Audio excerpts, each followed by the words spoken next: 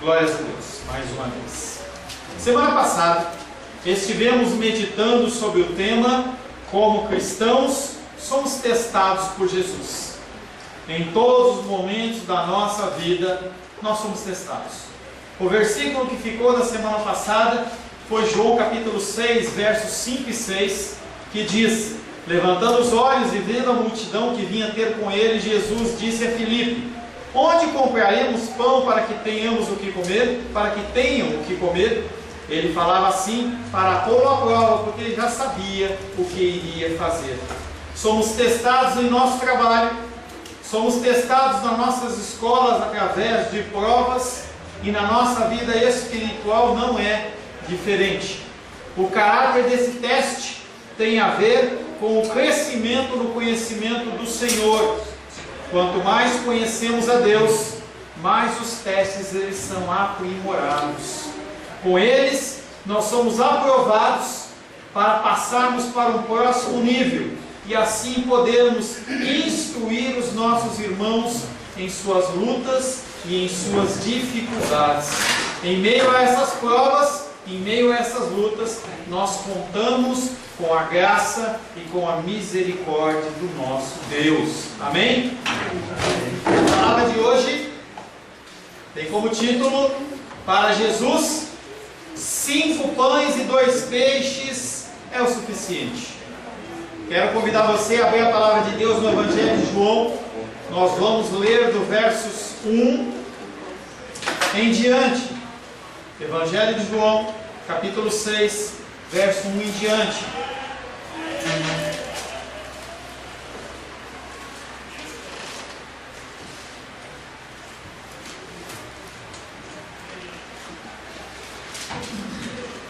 Evangelho de João, capítulo 6, verso 1 em diante. Nós estamos meditando no Evangelho de João já tem alguns meses. E nós iniciamos há 2 semanas o capítulo 6. Assim diz a palavra de Deus: depois destas coisas, atravessou Jesus o mar da Galileia, que é o de Tiberíades. Seguia-o numerosa multidão, porque tinham visto os sinais que ele fazia na cura dos enfermos. Então subiu Jesus ao monte e assentou-se ali com os seus discípulos. Ora, a Páscoa, festa dos judeus, estava próxima. Então Jesus, erguendo os olhos e vendo que grande multidão vinha ter com ele, disse a Filipe: onde compraremos pães para lhes dar a comer? Mas dizia isto para o experimentar, porque ele bem sabia o que estava para fazer. Respondeu-lhe Filipe: não lhe bastariam 200 denários de pão para receber cada um seu pedaço? Um de seus discípulos, chamado André, irmão de Simão Pedro, informou a Jesus: está aí um rapaz que tem 5 pães de cevada e 2 peixinhos. Mas isto o que é para tanta gente? Disse Jesus: fazei o povo assentar-se, pois havia naquele lugar muita relva. Assentaram-se, pois, os homens em número de quase 5.000. Então Jesus tomou os pães e, tendo dado graças, distribuiu entre eles, e também igualmente os peixes, quanto queriam. Palavra do Senhor, amém? Amém. Senhor, em nome de Jesus, nós lemos a Tua palavra que é viva e eficaz, a Tua palavra que nos instrui, a Tua palavra que nos dá vida. Nós estamos aqui nesta noite mais uma vez, famintos da Tua palavra, sedentos de ouvir a Tua voz. E nós não estamos aqui para ouvir discursos humanos, mas nós queremos ouvir o Senhor. Eu particularmente peço ao Senhor a capacitação para falar em Teu santo nome. Não sou digno, Pai querido, de ser o proclamador da Tua palavra, e peço que o Teu Espírito Santo tenha misericórdia de mim nesta noite. Me use como instrumento da Tua vontade. Cala-me, Pai querido, nos pensamentos do meu coração, e que apenas as coisas provenientes do Teu reino sejam expostas. Peço também sobre os meus irmãos e as minhas irmãs, esta palavra venha de encontro ao seu coração. Venha, Pai querido, confrontando as suas atitudes. Venha, Pai querido, gerando mudança e transformação. Que nós possamos ser alinhados e conformados à forma da cruz, Pai, que é uma forma de cruz, que é uma forma de sofrimento, mas é uma forma do Senhor, porque a tua palavra diz que todo aquele que quer te seguir, que deve tomar a sua cruz e segui-lo. Pai, nos ensina nessa noite a sermos mais semelhantes ao Senhor. Nós te pedimos em nome de Jesus. Amém. Dando continuidade ao nosso estudo dentro do Evangelho de João, capítulo 6, nós vimos que o Senhor ele tinha curado aquele crente no capítulo 5, aquele homem lá no tanque de Betesda, e os fariseus ficaram extremamente indignados com ele. Quando descobriram que era Jesus, começou uma série de diálogos aos quais Jesus os respondeu, os confrontou.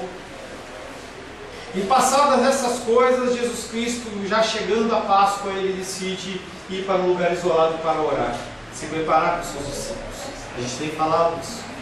E Jesus Cristo chegando naquele lugar, quando ele levanta os olhos, ele vê que ele não está apenas com os discípulos, mas que uma multidão o seguiu. Uma multidão que estava cansada da opressão religiosa, estava cansada daquele mover religioso apenas, mas eles queriam a esperança, eles queriam ouvir a voz do Senhor. Falava hoje pela manhã com muita tristeza. Foi feito um estudo no estado de São Paulo, na cidade de São Paulo, entre as igrejas cristãs, que dizem cristãs. E se levantou uma série de tópicos e itens em que se levantou itens que eram pertinentes à pregação do Evangelho. Itens como falar de salvação, falar sobre arrependimento, sobre a vinda de Jesus Cristo e outros temas pertinentes. Pessoas se reuniram e montaram uma certa planilha e começaram a frequentar várias igrejas, de todas as denominações, presbiterianas, batistas, Assembleias de Deus e outras denominações diversas, genéricas, e chegaram a triste conclusão: 95% das igrejas não pregam a palavra de Deus. 95% das igrejas não falam de Jesus Cristo, não falam de salvação, não falam de arrependimento, não falam de pecado, não falam de uma segunda vinda de Cristo, não falam de nada disso. Mas os temas deles são temas psicológicos, temas sociais, temas que têm pouco a ver com a palavra de Deus. É triste, mas é verdade. Aqueles homens que foram ter com Jesus, eles teriam que estar indo para Jerusalém para adorar no templo, no evento da Páscoa, mas eles não viam na ação do templo algo realmente de Deus. Eles viam movimentos humanos, comércio, como nós vemos nos dias de hoje. E aqueles homens, eles vão até Jesus na busca de uma esperança. O primeiro versículo que nós vamos meditar na continuidade do nosso estudo é em João capítulo 6, verso 7, que diz: Respondeu-lhe Filipe: 200 denários de pão não seriam suficientes para que cada um recebesse um pedaço. A resposta de Filipe, ele revela a sua descrença. Nem sequer com aproximadamente 8 meses de trabalho, sendo um denário o pagamento de cada dia de trabalho, não seria suficiente para comprar pão para todo mundo, para que cada um recebesse um pedaço. Atendo-se aos princípios da sociedade, Filipe entende que é impossível satisfazer a necessidade de todas aquelas pessoas. 5.000 homens, mas quando se pensa no âmbito de mulheres e crianças também, nós estamos falando algo de uma maneira bem baixa, em torno de 20.000 pessoas na presença do Senhor. Atos capítulo 6, verso 1 diz: Ora, naqueles dias, multiplicando-se o número dos discípulos, houve murmuração dos helenistas, que eram os gregos, contra os hebreus, porque as viúvas deles estavam sendo esquecidas na distribuição diária. Sempre houve, dentro da cultura judaica, dentro da cultura cristã, a preocupação com os menos afortunados. As pessoas, elas passam necessidades, e nós, como cristãos, nos tempos de hoje, que somos o Israel de Deus, nós temos a obrigação de auxiliar. Nós auxiliamos com os nossos dízimos, nós auxiliamos com as nossas ofertas, com as ofertas dos alimentos que nós trazemos. É uma obrigação nossa. Sempre vai haver pobres, sempre vai haver miseráveis, mas o Senhor concede a mim e você a capacitação de ajudarmos essas pessoas. Lá em Atos 6.1, foi levantado essa primeira reclamação. Os gregos que se converteram, eles começaram a ver que as viúvas do povo judeu estavam sendo alimentadas, mas as viúvas deles estavam ficando de lado. E eles reclamam. Naquele momento você é instituído o diaconato para que pudesse cuidar desse assunto que é importante. As pessoas, elas são de carne e elas precisam comer e beber. Não adianta você falar para uma pessoa, vá com Deus, se ela está com fome, você tem que alimentá-la. Filipe, que pensa de forma natural, ele não vê mais o horizonte. Confessa a sua impotência. Nada se pode fazer. Ele olha de forma natural. Não consegue ver. Se você vê as coisas de uma forma natural, muitas vezes você vai se desesperar. Hoje a Rosângela estava ministrando uma pessoa e falava assim, não se desespere. A situação está difícil. A luta está acirrada. Não se desespere. Nesse momento nós temos que olhar com os nossos olhos espirituais. Filipe não conseguiu olhar para aquela multidão na frente dele, a ordem de Jesus, e ele falava assim, alguma coisa está errada. Além disso, a quantidade considerável de dinheiro que ele calculou, em torno de 200 denários, estava fora do alcance do grupo. Na verdade, não bastaria para cobrir a necessidade, mas apenas para enganar na fome. Imagina você passar um dia inteiro se movimentando, caminhando, porque nós já falamos na semana passada, houve toda uma ministração de Jesus Cristo, cura de enfermos, houve uma caminhada, houve todo um translado daquela região de um lago para um outro, e aquelas pessoas estavam com fome. E a conta que Filipe faz é que 200 denários não dariam para um pedaço. Você se satisfaria, depois de um dia inteiro de caminhada, com um pedaço de pão? Nem isso seria suficiente.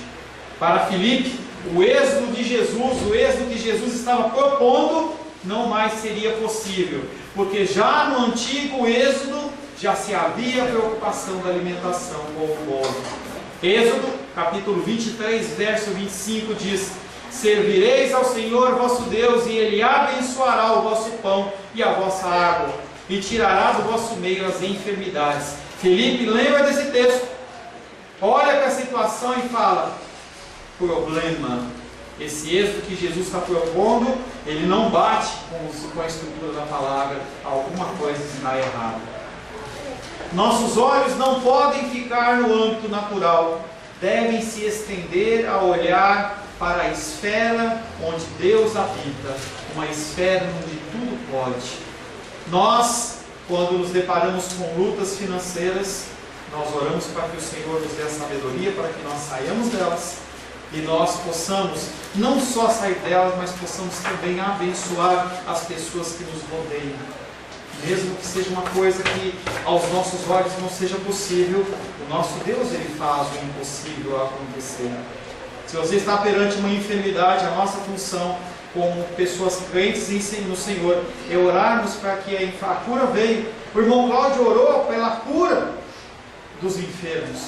Se o Senhor ele vai executar essa cura ou não, é com Ele. Mas nós temos que crer através da nossa oração que o nosso Deus ele é capaz de fazer sim. O nosso Deus, Ele é um Deus do impossível. Lucas capítulo 1, verso 37 diz, porque para Deus não haverá impossível em todas as suas promessas. Aquilo que Deus prometeu, Ele cumpre. Aquilo que Deus falou, acontece. O que muitas vezes acontece é que Deus não fala e os homens se dizem falando em nome de Deus e geram muitas vezes a confusão. Nunca declare para alguém que está à beira da morte ou para os familiares, falando assim, olha, esse homem vai viver amanhã. Se Deus quiser, ele vai viver amanhã. Porque você não tem esse tipo de autoridade, eu não tenho esse tipo de autoridade, homem nenhum tem esse tipo de autoridade para declarar uma coisa dessa, a menos numa situação extrema em que Deus ele se manifeste a você ou a mim ou a qualquer pessoa de uma maneira em que não haja sombra de dúvidas. Porque quando você declara algo em nome do Senhor e que não é do Senhor, você gera confusão, você gera tristeza. As pessoas elas não vão pôr a culpa em você, elas vão se afastar de Deus. João capítulo 6, verso 8 diz: um dos discípulos, segundo versículo, um dos discípulos, André, irmão de Simão Pedro, lhe disse: nesse grupo faça ouvir outra voz, primeiramente de Filipe, e agora André, um dos ex-discípulos de João Batista, que passaram para Jesus e ficaram para viver com ele. Muitas pessoas que andavam com João Batista, após a apresentação de Jesus, elas saíram daquele contexto e foram adorar, ou foram servir a figura de Jesus Cristo. André era um deles. João capítulo 1, verso 35 a 37 diz: no dia seguinte estava João outra vez na companhia de 2 discípulos, e vendo Jesus passar, disse: eis o Cordeiro de Deus. Os 2 discípulos, ouvindo dizer isso, seguiram a Jesus. Um deles era André. Entenda que a minha vida e a sua vida, ela não é uma vida estática. O que é uma vida estática? É uma vida que não muda. Você aprendeu coisas e você não abre mão delas. Nós temos que entender que a nossa vida, ela é pautada em pressupostos, pré-suposições, coisas que você aprendeu durante toda a sua vida. E você tem que, quando você se deparar com um ensino que confronta aquilo que você acreditava, a primeira coisa que você tem que fazer é ir a Deus e buscar se aquilo procede de Deus ou se não procede de Deus. E se aquilo realmente procede de Deus, você tem que descartar aquilo que você acreditava como verdadeiro e colocar no lugar esta verdade que Deus te apresenta. Você, quando uma criança, você faz coisas de criança. Quando você vai crescendo, você também vai mudando os seus hábitos. E o grande cuidado que você tem que ter é não substituir uma coisa que é de Deus por uma coisa que vem de homens, ou por uma coisa que é um princípio religioso. Mas a nossa vida tem que ser uma vida em constante mudança, em constante movimentação. Aconteceu isso com André. Ele conheceu João Batista, ouviu seus ensinamentos, mas no momento em que Jesus Cristo foi apresentado, ele deixou aquele que era o símbolo da antiga aliança para seguir Jesus Cristo. André, irmão de Simão Pedro. Com a menção dele aparecem na cena os 3 discípulos que entraram em contato com Jesus logo no início. André, o que ficou para viver com Jesus e que mostrará 2 versículos para frente a sua disponibilidade de amar através das obras. Um versículo que nós vamos falar ainda, que é João capítulo 6, verso 9. Está aí um rapaz que tem 5 pães de cevada e 2 peixinhos. Mas isto, o que é para tanta gente? Aquele homem ainda estava engatinhando dentro do seu cristianismo. Mas ele observa uma possibilidade. Ele reconhece uma pessoa que tem uma pequena porção de alimento e ele leva ao Senhor. Também é apresentado Filipe, que em sua resposta a Jesus mostrou mais uma vez que o seu conceito de Messias era um conceito vinculado ao passado. Ele era uma pessoa distante. E também Simão Pedro, ao qual nessa ação da multiplicação não se apresenta nada de especial que ele tenha feito. A figura de Pedro, ela só vai ser revelada mais à frente, a partir da Santa Ceia, com Pedro, aquele homem truculento, aquele homem difícil de trato, violento, mas que é o homem que afirma a messianidade de Jesus de uma forma verdadeira. Respondeu-lhe Simão Pedro: Senhor, para quem iremos? Só tu tens a palavra de vida eterna. João 6,68. O próximo versículo, João capítulo 6, verso 9.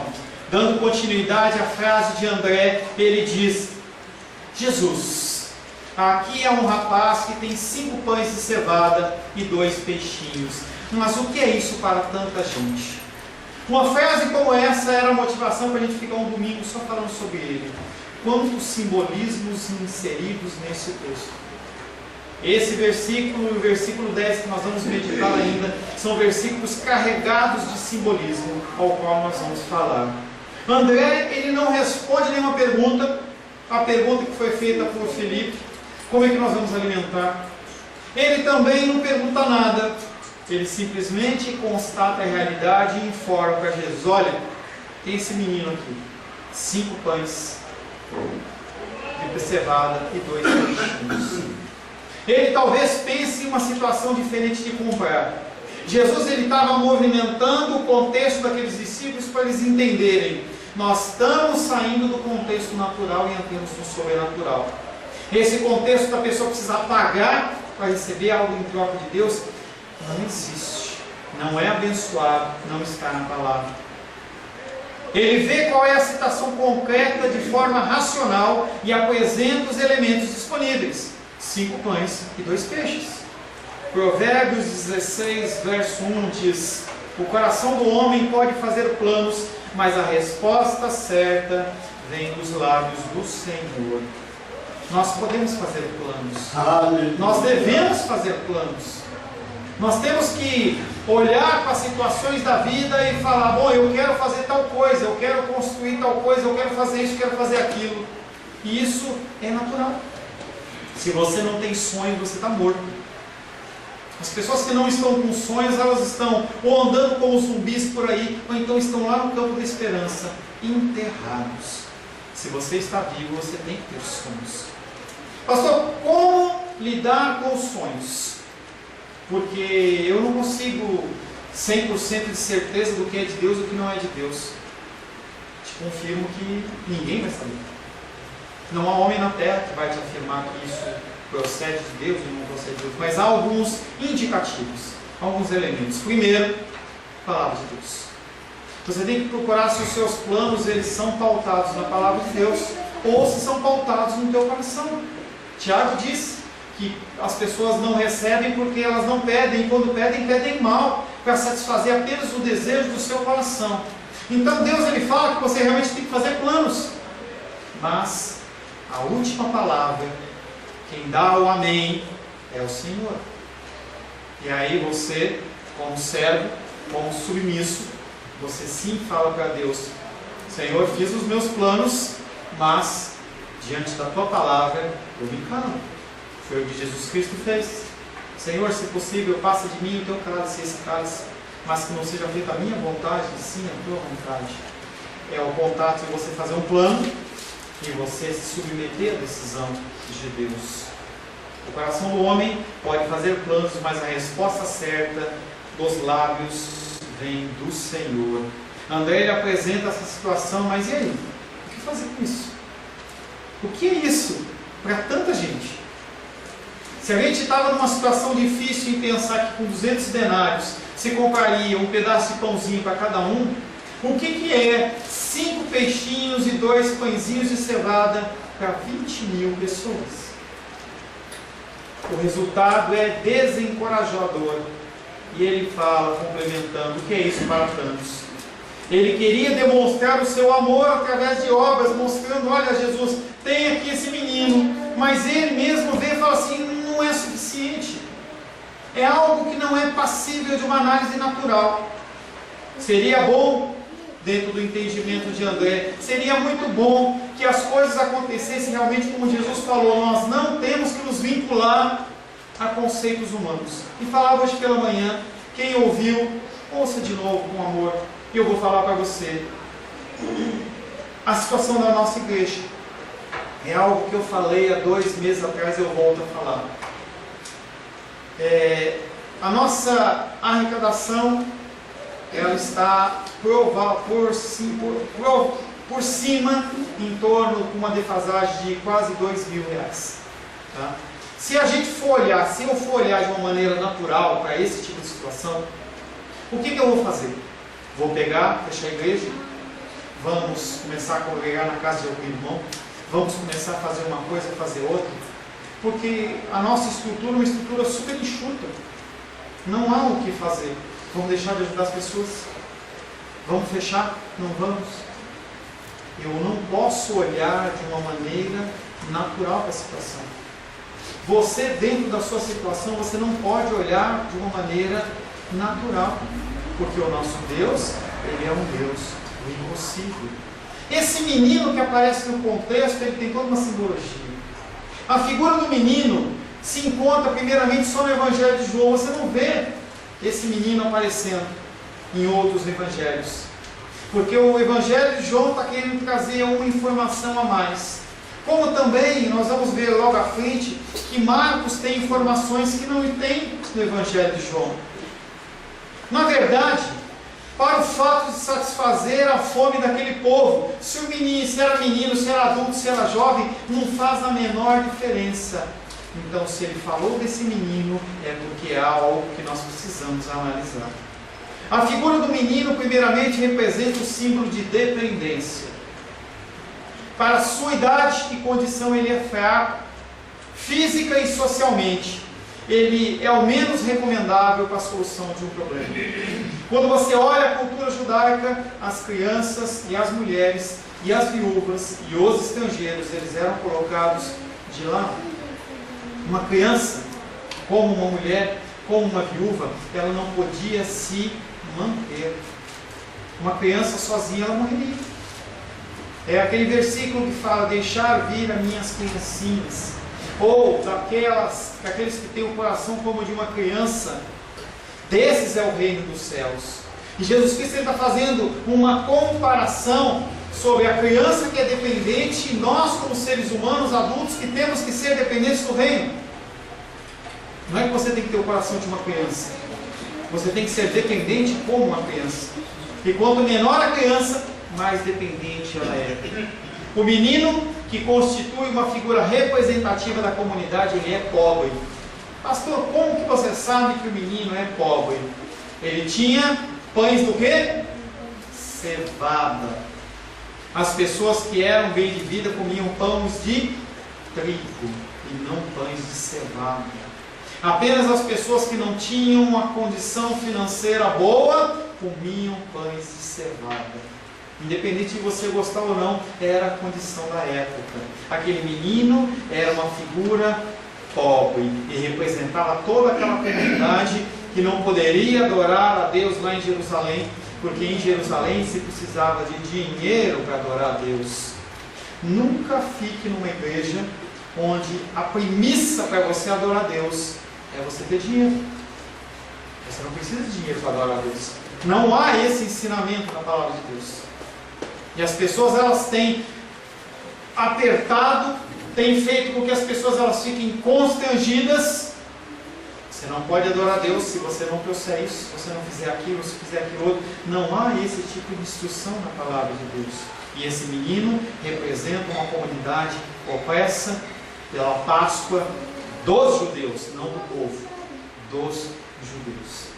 O lugar onde o menino está é no meio dos discípulos. Representa, portanto, o grupo dos discípulos que estão com Jesus em sua condição de fraqueza, pobreza de recursos e dependência. Jesus, mais para frente, ele irá servir as pessoas de pães e peixes de uma forma pessoal. Os líderes não querem esse tipo de envolvimento com o povo.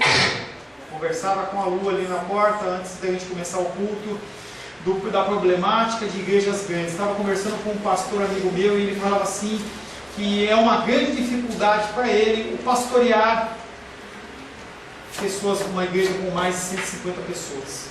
E eu digo pastorear de acompanhar, para você poder ligar, de poder perguntar, de poder participar, de poder ajudar. Hoje falava pela manhã que no domingo passado, a irmã dos Reis, que não está aqui essa noite, ela falou assim: olha, me instrui a respeito do salmo tal, versículo tal. Eu fui dar a resposta para ela hoje. Como a gente pode pensar em igrejas mega? Como que você tem contato e acesso com liderança, acesso com o pastorado? Jesus Cristo, ele vai sim alimentar o povo, mostrando que ele é do povo. João 6,11 diz: então Jesus tomou os pães e, tendo dado graças, distribuiu entre eles, e também igualmente os peixes, quanto eles queriam. Na cena do lava-pés, sequencialmente, estreitamente ligado a essa, depois da sua ação com os discípulos, ele também mostra que aqueles que são de Jesus Cristo, eles são servos.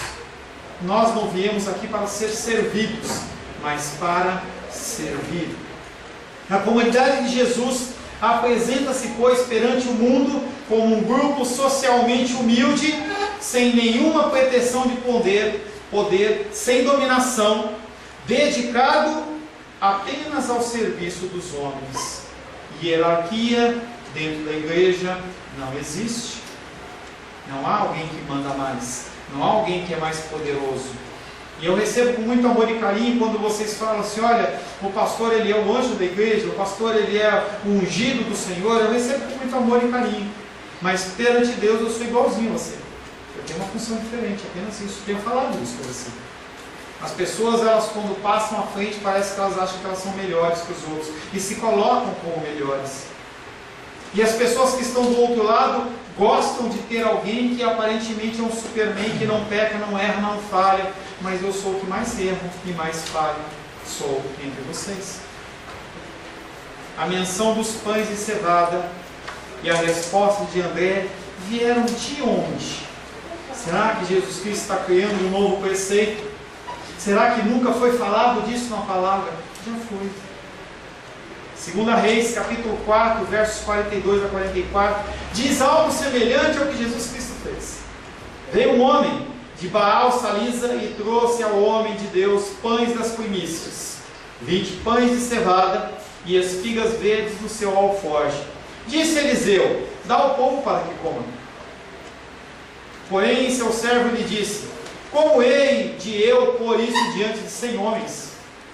Ele tornou a dizer: dá ao povo para que coma, porque assim diz o Senhor: comerão e sobejará. Então os pôs diante, comeram e ainda sobrou, conforme a palavra do Senhor. Talvez você tenha lido essa passagem e você nem reparou que é uma ligação direta com o sermão em que Jesus Cristo multiplica os pães. Por isso que mais à frente você vai ver que aqueles homens, eles quiseram fazer Jesus Cristo rei. O profeta Eliseu lá atrás tinha feito, já apontava para o Messias que havia de vir, e agora Jesus Cristo vem para multiplicar os pães, ele tem que ser rei.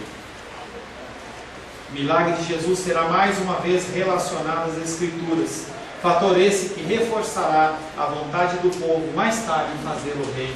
Nós vamos meditar mais à frente. Quando o povo viu o sinal que fizera, disseram: este é o profeta que devia vir ao mundo. Sabendo, pois, Jesus que estavam para vir com o intuito de arrebatá-lo para o proclamarem rei, retirou-se novamente sozinho para o monte. Uma das grandes dificuldades da liderança é não permitir ser feito rei. E eu sou uma pessoa que, como ele, lutou com isso. Quando você me exalta, quando você fala alguma coisa, eu tenho que blindar o meu coração para eu não achar que o que eu falo, o que eu faço, vem de mim. É o que eu sou especial, eu sou mais perto, eu não sou. João capítulo 6, verso 10, o último versículo que nós vamos meditar esta noite. Disse Jesus: fazei o povo assentar-se. Havia muita relva naquele lugar. Assentaram-se, pois, os homens em quase 5.000. Mais um versículo com elementos simbólicos. Nós já vimos o elemento do menino, que representava a dependência, representava a comunidade que era fraca. Já vimos o elemento do pão de cevada, que representava o povo humilde, aquele povo de Betesda que sofria. E agora nós vamos ver os elementos que estão dentro do versículo 10 do capítulo 6. Sem fazer caso do pessimismo dos discípulos, Jesus lhes dá uma ordem para fazer o povo sentar. Aquele povo estava disperso pela aquela circunvizinhança ali do monte, e Jesus Cristo fala para aqueles discípulos: coloca as pessoas para sentar. Apesar do tamanho da multidão, Jesus procede de forma ordenada, fazendo o povo se sentar em preparação para a refeição. Não podia sentar de qualquer jeito. E aí nós vemos isso em Marcos. Jesus Cristo mandando aquele povo sentar de uma forma dividida e separada. Então Jesus lhes ordenou que todos se assentassem em grupos sobre a relva verde, e o fizeram repartindo em grupos de 100 em 100, 50 em 50. E todo aquele povo, da ordem de 20.000 pessoas, foram divididos em pequenos grupos para comerem de uma forma ordenada. Jesus encarrega os discípulos da tarefa. Comer reclinado era próprio de pessoas livres. Particularmente na ceia pascal, via-se nisso a passagem da escravidão para a liberdade. A pessoa que ela é livre, ela come de uma maneira tranquila, sentada, reclinada. A ordem de Jesus aos seus discípulos tem, portanto, esse significado. No êxodo da Páscoa de Jesus, a multidão dos oprimidos muda de condição. Não come mais de pé, nem correndo, mas come sentado. Jesus os instrui os seus como hão de tratar o povo. Da mesma maneira que eu sou servo, vocês também são servos. A comunidade tem que se pôr a serviço dos homens como inferior. Lembra que eu estava no final de julho, começo de agosto, no seminário lá em Águas de Lindóia, e se estava falando exatamente sobre isso. Uma grande igreja nos Estados Unidos, ela estava com uma quantia de dinheiro necessária para fazer uma reforma no prédio e alargar o prédio. O prédio estava ficando pequeno. E a quantia era alguma coisa em torno de 10 milhões de dólares. E aqueles homens começaram a se incomodar e falaram assim: por que nós vamos gastar esse dinheiro numa reforma do templo? Será que não é suficiente a gente fazer mais cultos? E aqueles homens ficaram incomodados com aquilo, e uma pessoa falou assim: por que a gente não faz algo para a sociedade, para as pessoas à volta? O que nós vamos fazer? Não sei, vamos perguntar para eles.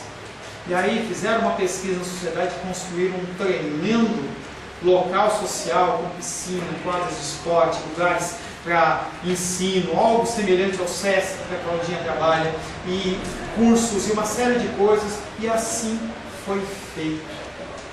As pessoas, elas têm a dificuldade de fazer as coisas de forma ordenada, elas têm a dificuldade de quererem alcançar as pessoas de forma social. Jesus Cristo não. Ele coloca aqueles homens sentados, eles começam a colocar aqueles homens organizados e também os alimenta. Não parte de condição de poder e força, e sim da debilidade do menino mencionado de André.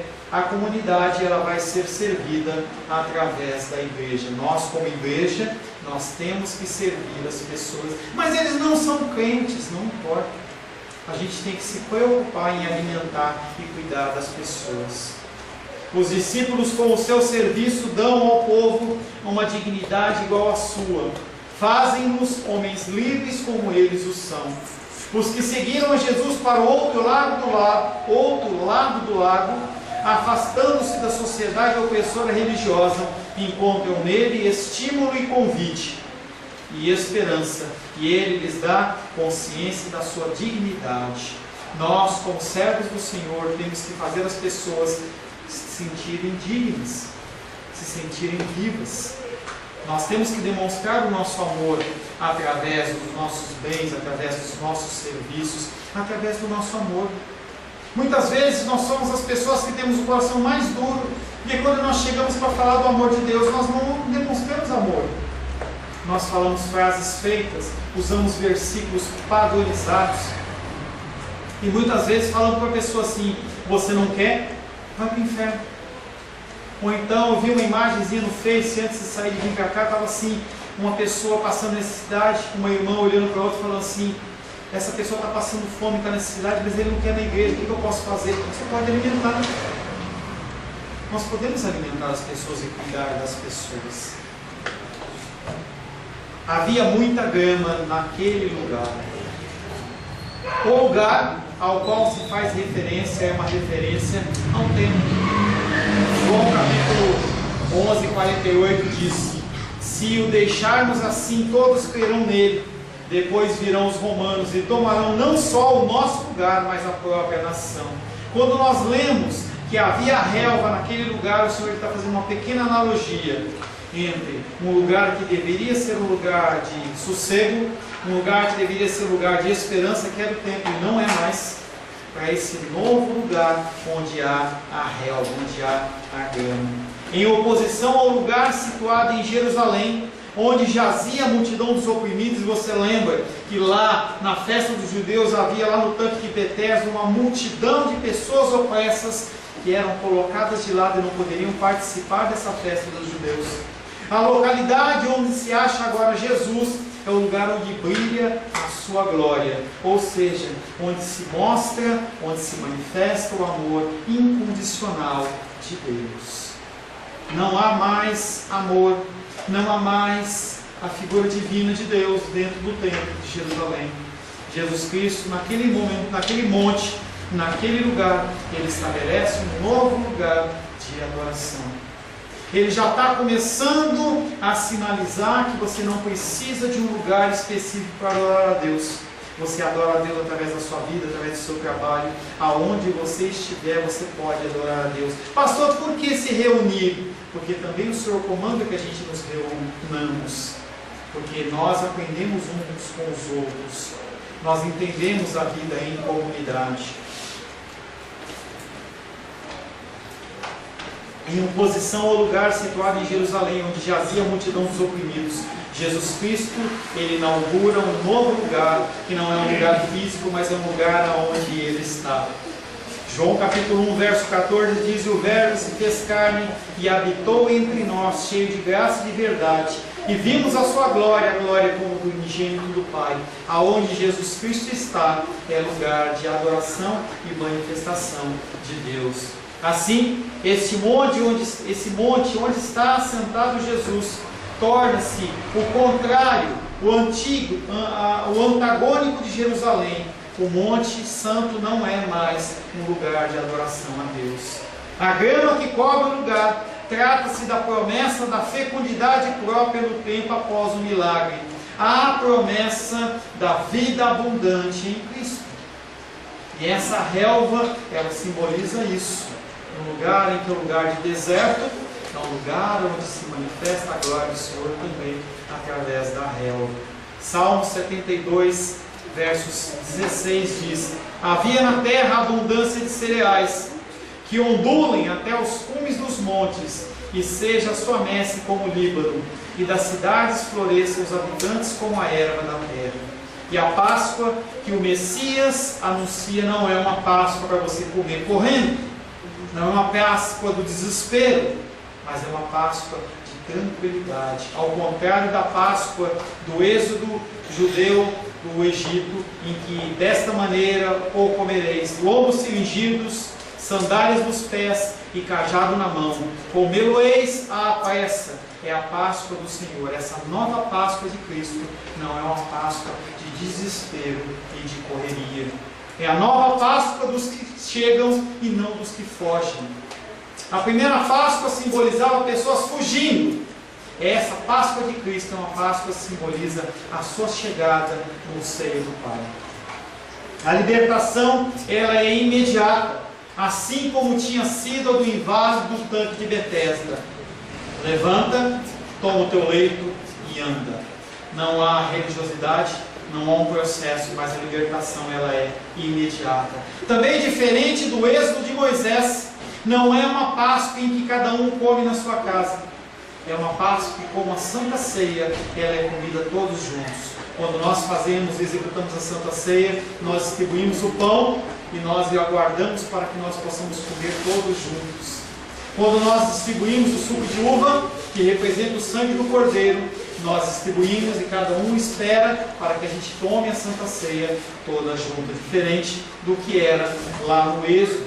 Falai a toda a congregação que cada um, dizendo, aos 10 deste mês, cada um tomará para si um cordeiro, segundo os casos dos seus pais, um cordeiro para cada família. Os membros da comunidade de Jesus, elas são levados pelo Espírito ao pleno desenvolvimento humano. Conforme eu e você vamos andando no conhecimento do Senhor, nós vamos entendendo como é fazer parte desse corpo, como é fazer parte dessa comunidade. Feche seus olhos.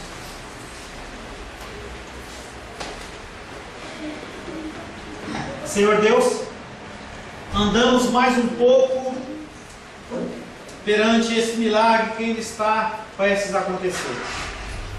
O nosso Jesus é um Jesus que age de maneira ordeira, de maneira ordenada, de uma maneira para que indo alinhada com a tua palavra. Os milagres que o Senhor faz não são milagres aleatórios, tendo como objetivo apenas o entretenimento humano, mas têm objetivos reais. E nós precisamos aprender do Senhor o que significa viver em comunidade, significa viver dentro da tua palavra, pautado nos teus caminhos. Agradecemos ao Senhor pelo mais esses versículos em que nós podemos meditar. Poderemos, Pai, nos deparar daqui a alguns dias, Pai querido, com o milagre da multiplicação. Multiplicação essa que pode ser verdadeira nas nossas vidas, que na verdade o é a cada dia. Nós temos, Pai querido, vivido debaixo da Tua mão e da Tua graça, em qual o Senhor multiplica a nossa saúde, os nossos dias de vida, os nossos salários, o nosso amor e a nossa graça, através da figura do Senhor Jesus. Senhor, entregamos a nossa vida nas Tuas mãos mais uma vez, pedindo que o Senhor continue nos ensinando, nos capacitando para a glória, a honra e louvor do Teu nome, em nome de Jesus. Amém. Glórias a Deus. A paz seja convosco. Meu nome é Paulo César. Eu sou pastor da Igreja Cristã Semente de Vida, aqui em Brasília, Distrito Federal. Me alegro que a palavra tenha te alcançado. A palavra faz isso. Ela alcança as pessoas aonde quer que elas estejam. E você foi agraciado com esta palavra. Não que eu tenha nada especial a te dizer. A palavra ela é suficiente e ela usa quem ela quer. E eu me alegro por ter sido um canal para poder te abençoar. Mas eu quero te dizer que não basta você ser um ouvinte, não basta ser uma pessoa que se alegra quando você ouve a palavra de Deus. A vida ela é feita de decisões.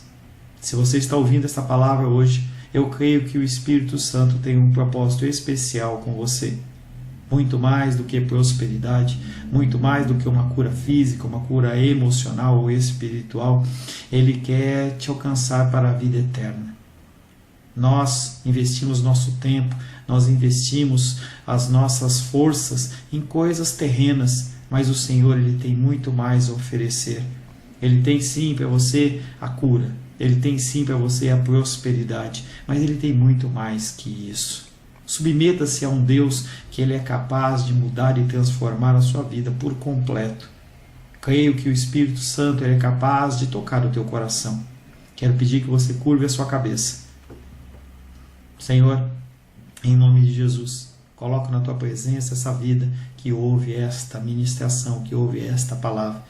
Pai, eu não tenho capacitação nenhuma, mas o teu Espírito Ele é capaz sim de tocar nesta vida, gerar nela mudança, transformação, arrependimento, e que ela possa simplesmente bater no peito, convencendo-se que é pecadora e que precisa de um Deus salvador. Não há um caminho a ti, meu Deus, que não seja através de Cristo. E eu lhe peço, Pai querido, que você alcance essa vida e ele possa sim tomar uma decisão pessoal pelo Senhor, em nome de Jesus. Amém. Amém, meu querido. Amém, minha querida. Fico contente que você esteja ouvindo essa ministração até o fim. E peço que você não se limite a ouvir os cultos pela internet. Você procure perto da sua casa uma igreja, um lugar que proclame a palavra do Senhor. Eu oro para que o Espírito Santo te direcione nessa busca, porque muita coisa tem sido oferecida que não é o Evangelho. Eu abençoo a sua vida em nome de Jesus. Amém.